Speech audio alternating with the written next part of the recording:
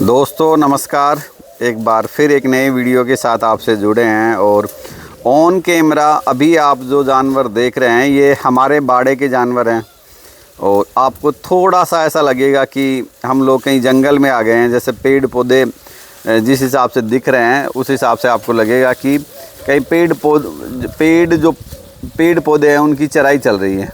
लेकिन जैसे मैं आपको बता दूं, ये हमारे यहाँ जो घर के आसपास जो पेड़ पौधे लगाए हैं उनमें जो कटिंग का काम करते हैं, जो वेस्ट ऑफ पार्ट है पौधे का, उसको हमने यहाँ काम में लिया है। और आप देखेंगे कि जैसे थोड़ा सा इसको अगर आप ऊंचाई पे लगा देते हैं तो यहाँ जानवर बड़ी सहूलियत के साथ इनको फीड करता है। और उसका जो नेचुरल जो माहौल है, जंगल का जो माहौल है, वो निकल के आता है। ये देखिए आप, जानवर बड़े मज़े के साथ में यहाँ फीड कर रहा है। और यही तरीके होते हैं इन जानवरों को चराने के। आप कोशिश करें, जैसे नीचे जो गिर जाता है, जैसे ये पत्ते वगैरह गिर गए इसके अशोक के, तो ये इसे भूल कर भी नीचे से नहीं उठाएंगे।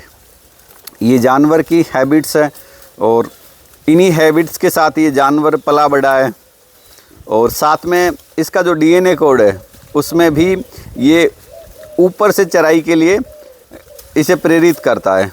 यानी ये जन्मजात चीज़ें इसमें डेवलप होती हैं। और अक्सर आप देखते हैं कि भेड़ें जो नीचे की जो और जो प्लांट उगते हैं उन्हें चूटने का काम करती हैं, और बकरियां जो ऊपर पे होता है, यानी जो धरातल से उठा हुआ होता है, उसमें बकरियां चरती हैं।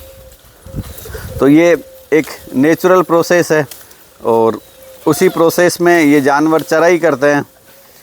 और जैसे ये थोड़ा सा आपको बताने का उद्देश्य ये था कि जैसे आपके पास अगर 2-4 बकरियां हैं और आपके पास सूखा चारा नहीं है और आप देखते हैं कि उन्हें चराना चाहते हैं, तो आप जो मेथड मैं आपको दिखा रहा हूँ उस मेथड से आप अपने यहाँ इनकी जो चराई की जो स्टॉल है वो लगा सकते हैं।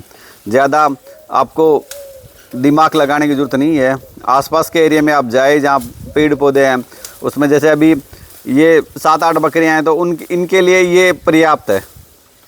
यानी ये नाश्ते का इसका जुगाड़ हो गया। बाकी तो जैसे सूखा चारा ये खा लेंगी और बाकी जैसे अनाज वगैरह अपन देंगे तो उसमें ये अपना समय निकाल लेंगी।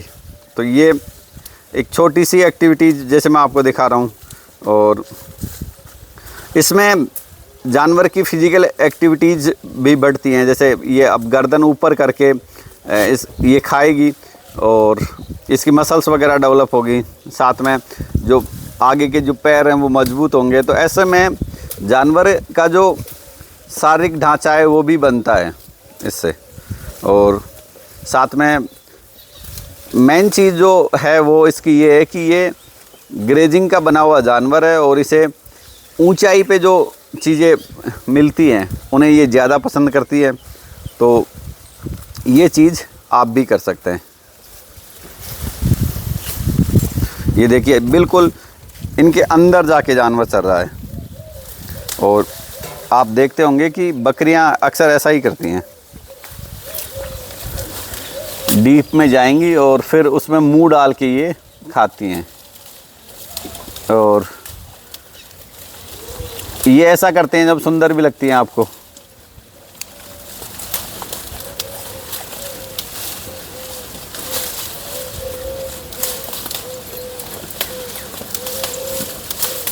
अभी जो ये 6-7 जानवर है उनके लिए जैसे मैंने ये लगा रखे हैं तो ये पर्याप्त हो जाएंगे।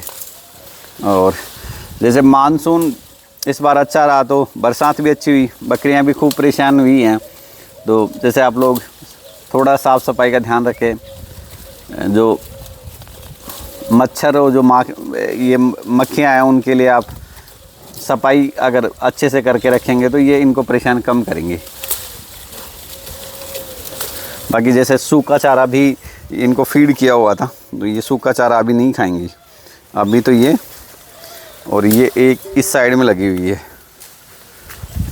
ये शायद मेरे को बीमार लग रही है आज।